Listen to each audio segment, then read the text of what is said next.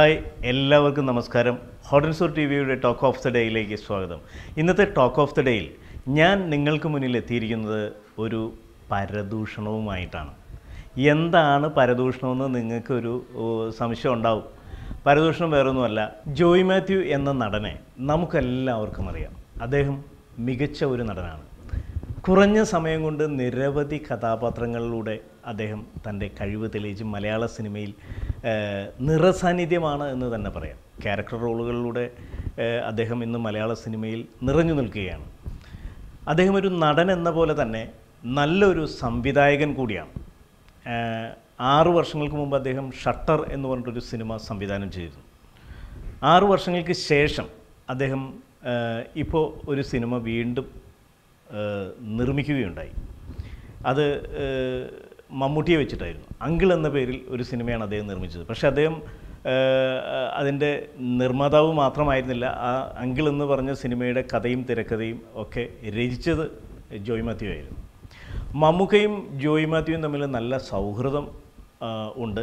അവരുടെ ഇടയിലുള്ള നല്ല സൗഹൃദമാണ് അങ്കിൾ എന്ന ഒരു സിനിമ ജോയ് മാത്യു നിർമ്മിക്കാനും അതിൽ ഹീറോയായിട്ട് മമ്മൂട്ടിയെ അഭിനയിക്കാനുമുള്ള കാരണം. ഇവർ തമ്മിലുള്ള സൗഹൃദമാണെന്ന് പറഞ്ഞല്ലോ ഈ ഇങ്ങനെ ഒരു സിനിമ അങ്കിൾ എന്ന മമ്മൂക്ക നായകനായ പടം ഉണ്ടാവാനുള്ള കാരണം മമ്മൂക്ക അങ്ങനെ ഒരു പടത്തിൽ അഭിനയിക്കാനും ഉള്ള കാര്യം നല്ല സിനിമകളിൽ മമ്മൂക്ക എപ്പോഴും സഹകരിക്കും. പക്ഷേ ജോയ് മാത്യുവുമായിട്ടുള്ള ഒരു സൗഹൃദമായിരുന്നു മമ്മൂക്ക ആ പടത്തിൽ സഹകരിച്ചത്. അപ്പോൾ ഈ പടത്തിൻ്റെ ലൊക്കേഷനിൽ വെച്ച് മമ്മൂക്കയും ജോയ് മാത്യുവും കൂടി ഇങ്ങനെ സംസാരിച്ചുകൊണ്ടിരിക്കുന്ന സമയത്ത് അവർ തമ്മിലുള്ള ഒരു സൗഹൃദ സംഭാഷണത്തിനിടയിൽ ഉണ്ടായ ഒരു സംഭവമാണ്. ഈ മമ്മൂക്കയ്ക്ക് ജോയ് മാത്യുവിൻ്റെ പഴയ കാലങ്ങൾ അറിയാം. അതായത് ജോയ് മാത്യു സാർ വർഷങ്ങൾക്ക് മുമ്പ് വിഖ്യാത സംവിധായകനായ ജോൺ അബ്രാഹം എന്ന് പറഞ്ഞ സംവിധായകൻ്റെ സിനിമയിൽ അമ്മയറിയാൻ എന്ന് പറഞ്ഞ സിനിമ, അമ്മയറിയാൻ എന്ന സിനിമയിൽ നായകനായിട്ട് അഭിനയിച്ചുകൊണ്ടാണ് അദ്ദേഹത്തിൻ്റെ കരിയർ സ്റ്റാർട്ട് ചെയ്തത്.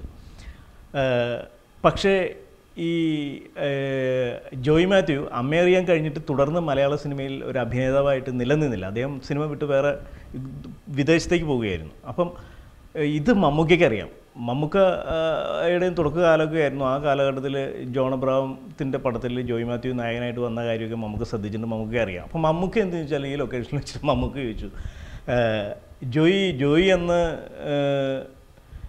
അമ്മയറിയാൻ എന്ന് പറഞ്ഞ ജോൺ അബ്രാഹത്തിൻ്റെ പടത്തിൽ അഭിനയിച്ചു തുടങ്ങിയിട്ട് പിന്നെ എന്തുകൊണ്ട് മലയാള സിനിമയിൽ നിന്നില്ല എന്ന് ചോദിച്ചു. മമ്മൂക്കയുടെ ഒരു സ്വതസിദ്ധമായ ശൈലിയിൽ മമ്മൂക്ക ചോദിച്ചു. അപ്പോൾ ജോയ് മാത്യു പറഞ്ഞ മറുപടി എങ്ങനെയായിരുന്നു, ഞാനന്ന് മലയാള സിനിമയിൽ നായകനായിട്ട് നിന്നിരുന്നെങ്കിൽ നിങ്ങളൊരിക്കലും സൂപ്പർ സ്റ്റാർ ആവുകയില്ലായിരുന്നത്.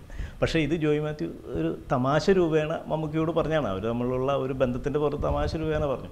അപ്പം മമ്മൂക്ക ഈ ജോയ് മാത്യുവിൻ്റെ മറുപടി കേട്ട ഉടനെ മമ്മൂക്ക പൊട്ടിച്ചിരിച്ചു പോയി. മമ്മൂക്കയുടെ നിഷ്കളങ്കമായ ചിരി മമ്മൂക്ക അങ്ങ് ചിരിച്ചു.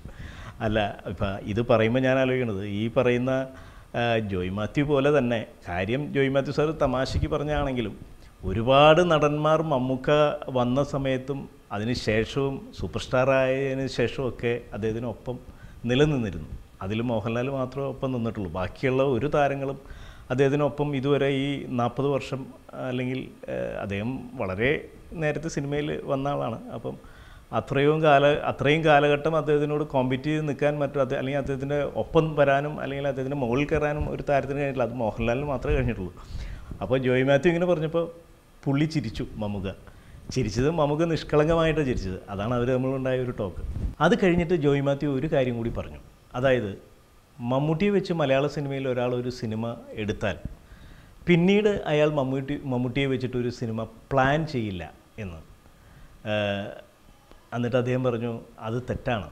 എനിക്ക് ഈ സിനിമ ചെയ്തു കഴിഞ്ഞപ്പോൾ വീണ്ടും മമ്മൂട്ടിയെ വെച്ചിട്ട് ഇനിയും ഒരു പടം കൂടി എടുത്താൽ കൊള്ളാമെന്ന് തോന്നുന്നുണ്ട് എന്ന് ജോയ് മാത്യു പറയുകയുണ്ടായി. അപ്പോൾ അത്രയ്ക്ക് നല്ല ബന്ധമായിരുന്നു മമ്മൂക്ക. അത്ര നല്ല രീതിയിലാണ് അദ്ദേഹത്തോട് എന്നുള്ളതാണ് അതിൻ്റെ സത്യം. ജോയ് മാത്യു മമ്മൂക്കയോട് പറഞ്ഞത് എന്താണെന്ന് ഇപ്പോൾ എല്ലാവർക്കും മനസ്സിലായില്ലേ? ഈ ചാനൽ സബ്സ്ക്രൈബ് ചെയ്തിട്ടില്ലെങ്കിൽ എത്രയും വേഗത്തിൽ സബ്സ്ക്രൈബ് ചെയ്യുക. സബ്സ്ക്രൈബ് ചെയ്യുമ്പോൾ കാണുന്ന ബെല്ലൈക്കണിൽ പ്രസ് ചെയ്യുവാൻ ഒരു കാരണവശാലും മറക്കരുത്. അടുത്ത ടോക്ക് ഓഫ് ദി ഡേയിൽ പരദൂഷണവും നാട്ടുവിശേഷമൊക്കെ ആയിട്ട് ഞാൻ എത്രയും വേഗത്തിൽ നിങ്ങളുടെ മുന്നിലേക്ക് വരും. അതുവരെ ബൈ.